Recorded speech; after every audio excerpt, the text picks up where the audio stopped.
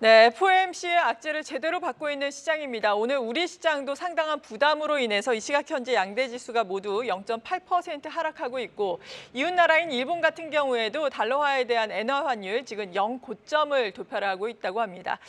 또 두말할 나위 없이 미국의 10년 만기 국채 금리는 4.4%대까지 올라가면서 2007년 이후에 최고치를 경신을 하고 있죠.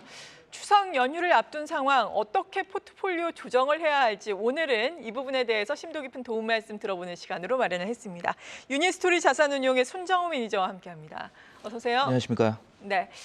일단은 FOMC 결과를 어떻게 보셨고 이에 따라서 투자 전략의 변화가 있으신지 궁금한데요. 네. 결론적으로 FOMC는 여러 가지 해석이 있을 수 있겠지만은 매팔적인 의견이 좀 더 강했던, 하지만 그게 예상 범위를 지나치게 벗어나진 않은 네. 그런 걸로 결론을 낼 수 있을 것 같고, 중요한 거는 저희 주식시장에서의 방향성을 바꿀 수 있을 만한 그런 트리거가 될 것이냐라는 측면에서는 그렇지는 않을 것이다. 하지만은 약간의 불확실성을 여지를 남겨놓았기 때문에 우리가 포트폴리오 조정을 하는 과정에서 고민은 아직까지 남아있다. 그래서 투자자들마다 이 포트폴리오 조정하기 위한 힌트들을 얻으려고 할 것 같습니다. 그러한 힌트를 저도 좀 고민을 해서 전달을 드리려고 하고요. 네. 지금 지수 현재 상황을 보면은 8월 1일에 코스피 지수가 2,668포인트 고점을 기록을 하고 오늘 2,540선까지 대략 한 5% 정도 조정을 받은 것 같습니다. 나스닥 지수도 한 6% 정도, S&P 500 지수도 한 5% 정도의 조정을 받았는데요. 과거 저희가 5% 정도의 조정은 기술적인 조정으로서 언제든지 나올 수 있는 조정이다라고 생각하시고 5에서 10% 조정으로 가는 거는 경기에 대한 불확실성이 발생이 됐을 때 나오는 조정이고요. 10% 이상의 조정이 20%까지 나오는 경우에는 경기에 대해서 리세션이라든지 경기에 대한 악재가 실제로 나왔을 때 경우에 조정을 받게 됩니다. 그래서 결론적으로 이번 FOMC는 주식을 사기 위한 좋은 전환점이 될 것이고 네. 방향성은 바꾸지 않을 것이고 이미 5% 정도 이상의 조정을 받았기 때문에 추가적인 시장의 조정에 대해서 걱정을 하기보다는 포트폴리오를 재구축하는 기회로 삼는 게 좋겠다라고 생각을 합니다. 네. 그런데 이번 FOMC가 이 전환점이 됐다라고 말씀하시는 근거는 어디에 있습니까? FOMC 그 자체로 보기보다는요, 지금까지 시장이 조정을 받았던 사유에 대해서 한번 점검을 해보면 저는 한마디로 시장이 조정받은 근본적인 이유는 지수 상승에 따른 과열 해소에 있었다라고 생각을 합니다. 즉 기술적인 조정 플러스 경기에 대한 불확실성에 따른 차익 실현 정도로 보고 있다는 의미인데요. 조정의 빌미가 되었던 것을 되돌아보면 유가가 가장 중요했었죠. 네. 유가에 대해서 우리가 우려를 하는 부분은 유가가 계속적으로 높은 수준으로 상승을 하게 되면 금리에도 영향을 주게 될 것이고 연준의 정책의 불확실성을 제공을 할 것이다라고 하면서 경기 둔화 우려를 키울 수 있다라고 우려를 했었던 겁니다. 우선 FOMC가 지나가면서 약간의 불확실성은 해소가 된 측면이 있고요. 과거 유가가 어떤 상승의 트리거가 있었는지에 대해서 되돌아보면 최초의 발단은 6월 4일로 되돌아가는데 네. 그때 오펙 플러스 회의에서 감산을 추가 연장하는 24년 말로 연장하는 것을 합의를 하게 되죠. 그리고 사우디는 자발적인 감산을 7월부터 하겠다라고 발표를 하고 지금 9월에도 감산을 이어나가고 있습니다. 하지만 6월 4일로 되돌아보면은 그때 감산 회의 이후에 유가는 오르지 않았습니다. 오히려 유가는 6월 24일 이후 6월 말 이후에 상승을 시작을 했고 네. WTI 기준으로 유가가 7월 24일에 77불을 돌파하는 지점이 저항선을 돌파하는 지점이었는데요. 이때부터 시작해서 최근 90불까지 상승을 해왔습니다. 그렇다면은 이 유가가 지금 수준 레벨에서 얼마나 더 상승이 남아 있느냐? 그 상승이 더 중요한 거는 주식시장에 어떤 영향을 미치게 될 것이냐를 봐야 될 것 같은데 결론적으로 지금 유가의 상승은 사우디 때문도 아니었고 오펙 플러스 감산 연장 때문도 아니었다라고 생각을 합니다. 구조적으로 공급이 부족한 상황에서 약간의 수요적인 측면에서 트리거가 발생이 되었고 그게 중국이 될 수도 있고 생각보다 강한 미국 경기가 될 수도 있는데 그러한 수요적인 측면 때문에 지금 현재 시기 계절적으로 상승이 나타났고 이 상승은 유가의 하생 포지션상 수급의 영향을 더욱더 많이 받았다라고 생각을 합니다. 그러면 지금 기술적인 레벨에서 본다고 하면 유가가 93불 정도 수준이 저항선이거든요. 네. 이 정도 수준을 넘어가려고 하면 추가적인 강력한 상승의 이유가 나타나야 될 텐데 아직까지는 그거는 보이지 않기 때문에 여전히 저는 개인적으로 93불 정도 수준을 저항선으로 보고 있고 이 정도에서 안정만 된다고 하면 투자자들이 바라보는 그동안의 금리 상승에 대한 우려, 거기에 따른 포트폴리오 조정에 대한 우려가 좀 해소되는 측면이 있기 때문에 지금부터는 시장에 대한 고민보다는 포트폴리오에 대한 고민을 더 하는 게 맞다라고 생각을 하는 이유입니다. 네, 그렇군요. 지금은 90달러를 전후해서 움직이고 있는데 일단은 93달러가 또 저항선이 될 수 있기 때문에 이러한 부분들 너무나 걱정하지 말고 포트폴리오 조정의 기회로 지금의 조정을 삼자라고 말씀해 주셨는데 사실 시장을 주도하는 주도주가 배제한 상황이기 때문에 어떻게 포트폴리오를 조정을 해야 할지 혹시 관심이 있으신 업종은 어느 쪽이에요? 네, 맞습니다. 지금 주도 업종에 대해서 크게는 양측에서 좀 고민을 많이 할 것 네. 같아요. 지금쯤이면 이 7월 이전, 8월 이전에 시장을 주도했었던 거는 소위 테크 관련 주식들이었습니다. 반도체를 포함을 한. 그리고 그 반대편은 지금 금리가 올라가고 유가가 올라가고 경기가 불확실 상황에서 여전히 이 인플레이션에 대해서 해지를 할 수 있는 투자 수단에 대해서 고민을 하는 것 같습니다. 그게 보통 에너지 관련된 섹터이거든요. 그 양축에 대해서 고민을 하게 될 텐데 저는 그것보다는 개인적으로 세 가지 정도를 제시를 드리고 싶습니다. 네. 24년의 실적 성장이 확실한 섹터, 그리고 성장에 의심하지 않는 섹터, 그리고 글로벌 투자 수혜를 받는 섹터 중에서 2024년에 실적 성장이 급증할 수 있는 섹터를 꼽고 싶습니다. 여기에서 가장 중요한 측면은 두 가지입니다. 실적과 성장, 그리고 저희 심리적인 부분인데요. 실적 성장이 확실한 섹터는 반도체, 전기, 가스업, 화학, 건설업이 있습니다.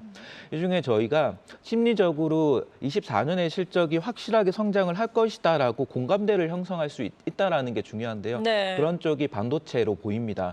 그리고 전기, 가스업도 공감대를 형성할 수 있는데 아시겠지만 한국전력이나 한국가스공사의 경우에는 종목이 다변화되어 있지 않기 때문에 그리고 경기 방어적인 성격이기 때문에 수급이 집중되어 될 수 있는 섹터는 아닙니다.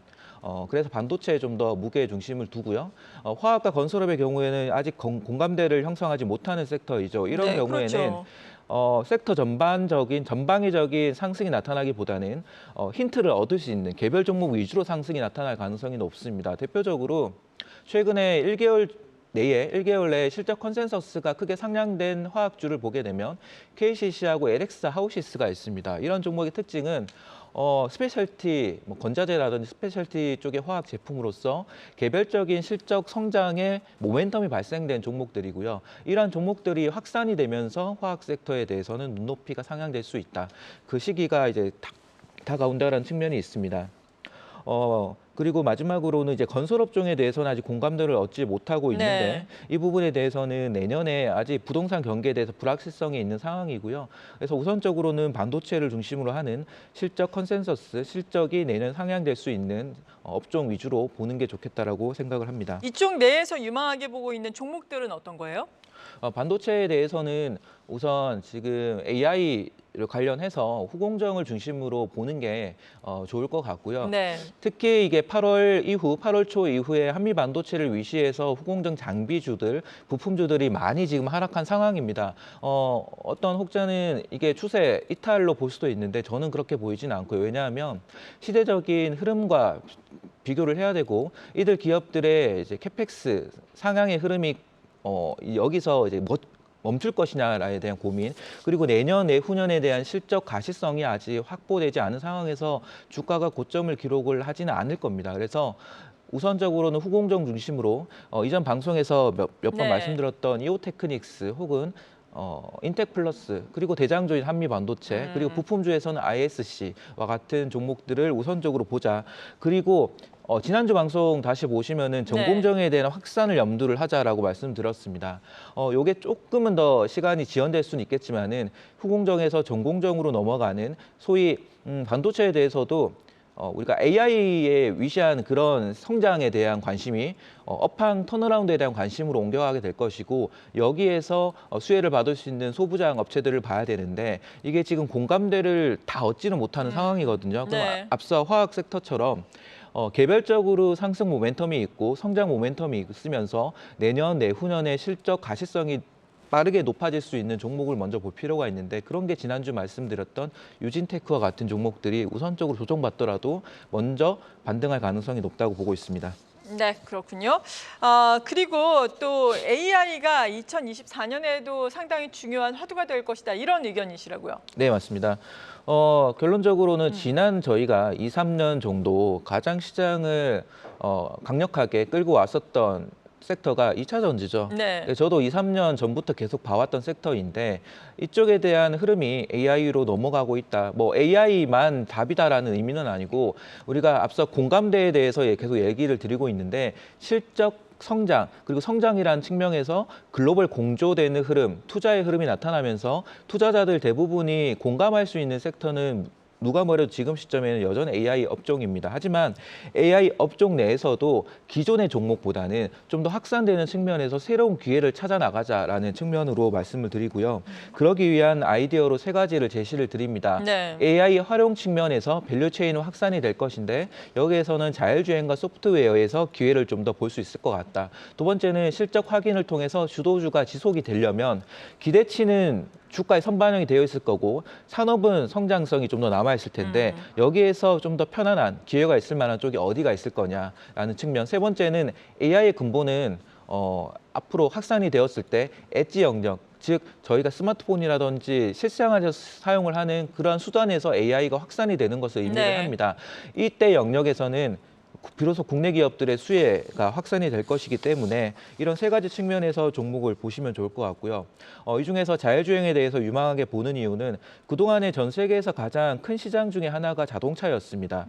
이 자동차이기 때문에 앞서 2차 전지 전기차 중심으로 시장이 왔었던 거고요. 그런데 지금부터는 자동차 회사들의 전략이 변화되고 있다. 네. R&D 투자에 대해서 글로벌 동조하는 동행하는 흐름을 보이고 있는데 때마침 내년 7월부터는 ADAS라고 하는 자율주행의 법제화되는 시점이 도래하고 비즈니스가 수익화되는 시점이 온다는 겁니다. 여기에 맞춰가지고 기업들이 투자를 가속화하고 있고요. 대표적으로 어제 보시면 미국 시장에 굉장히 강했던 종목 중에 하나가 모비라이라고 있습니다. 네. 모비라이는 엔비디아하고 양축을 이루는 자율주행 소프트웨어 플랫폼 회사인데요. 지금 현재 시가총액 42조 원에서 목표가를 시티증권에서 72조 원으로 제시를 했습니다. 여전히 75%의 주가 상승 여력이 있고요. 이 말은 기존에 우리가 자율주행에서 바라봤던 테슬라 측, 엔비디아 측 이런 쪽이 아닌 새로운 시장을 주도할 수 있는 종목이 나타날 시점이 됐고 네. 여기에 따른 국내 기업들 수혜주들도 확산이 될 것이기 때문에 기회가 있을 것으로 보고 있습니다. 국내 수혜주는 어떤 것들을 보고 있는지 간략하게 말씀해 주신다면요. 핵심은 센서가 될 것이고요. 그 센서에서 당장 테슬라 진영이나 모비라이 진영에서 공통적으로 얘기하는 것은 카메라 센서입니다. 카메라 센서에서 가장 핵심 코어 기술을 가지고 있는 종목을 보시는 게 좋고 그러면서 글로벌 진출할 수 있는 종목을 보는 게 좋은데 그게 앞서 여러 차례 말씀드린 넥스칩과 같은 종목이 될 것 같습니다. 네. 그리고 2024년 실적이 가장 큰 폭으로 증가를 할 섹터는 어떤 쪽으로 보세요? 2024년에 네. 저희가 실적은 앞서 반도체가 가장 크게 성장을 할 것 네. 같은데 이 투자와 관련해서 한번 고민을 해보면은 이 투자는 우리가 공급망 병목 혹은 중국을 배제한 상황에서의 미국 중심의 투자 그러면서 지금 캐펙스 관련된 투자에 대해서 여러 차례 제가 말씀을 드렸는데요. 여기에서 좀 더 나아가 생각을 해본다고 하면 24년에 실적까지 성장할 수 있는 섹터가 어디냐라고 하면 저는 신재생 중에서도 특히 풍력, 수소, 원자력을 꼽을 수 있을 것 같고요. 여기에 새롭게 부각되고 있는 캐펙스 관련 쪽을 우주항공을 얘기를 좀 최근에 드리고 있습니다. 우주항공 측면에서 좀 보는 이유는 네. 한국과 인도, 미국과 인도의 관계와 투자 방향성 때문입니다. 최근에 그 9월에 있었던 G20에서 한국과 인도의 정상회담에서 가장 먼저 가장 크게 협력을 하겠다라고 얘기한 산업이 이쪽 분야입니다. 방산과 우주항공이거든요. 조만간 우리나라에서도 우주항공청을 설립을 하게 되고요. 그러면 인도와의 협력이 더욱 활발해지게 될 텐데 과거부터 인도는 우주 산업에 대해서 글로벌 탑티어의 경쟁력을 가지고 있는 네. 국가입니다. 그래서 이런 측면에서 인도와의 관계성 그리고 우리나라도 지금 보시면은 저궤도 위성이라든지 통신을 위한 여러 우주 항공에 대한 투자가 더 늘어나고 예산이 늘어나고 있는 상황. 거기에 AI가 이쪽으로 많이 도입이 되고 있거든요. 그러면 기존에 인공위성을 발사를 하거나 투자를 했었던 부분에서 데이터를 활용하는 측면으로 이제 넘어가게 될 것이고 그거는 즉 수익화하는 시점이 다가왔다라는 것이기 때문에 결론적으로 종목에 대해서는 하나 에어로테크나 에어로스페이스나 세트랙아이 그리고 인텔리안 테크와 같은 기업들을 지금 바닥권에서 볼만하다라고 생각하고 있습니다. 네, 지금까지 유니스토리 자산운용의 손정우 매니저로부터 도움 말씀 들어봤습니다. 감사합니다. 감사합니다.